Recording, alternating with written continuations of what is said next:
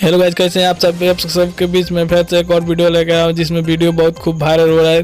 काफ़ी लोग पसंद कर रहे हैं और वो आप थंबनेल से आप लोगों को पता चल ही गया होगा, क्योंकि एक लड़की बोल रही थी लड़का को कि हम पढ़े लिखे हैं, वो अनपढ़ है और कुछ 2-4 लाइन हिंदी बोल सकता है, इंग्लिश बोल सकता है, मैं कैसे उससे शादी करूँ, मेरे लाइफ में नहीं है, मेरे लायक नहीं है। तो गाइस बहुत लोग सारे पसंद कर रहे हैं, तो इस वायरल वीडियो में देखते हैं और जानते हैं कि कैसा है और कैसा नहीं।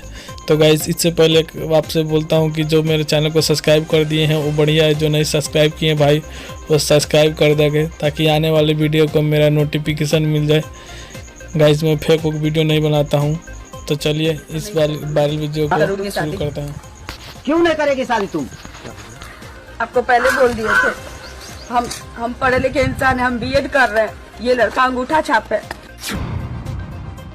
क्या आप इसके साथ खुशी रह सकते हैं? आप ही बताइए। ये शादी हम नहीं करेंगे। पहले बोलना चाहिए था ना।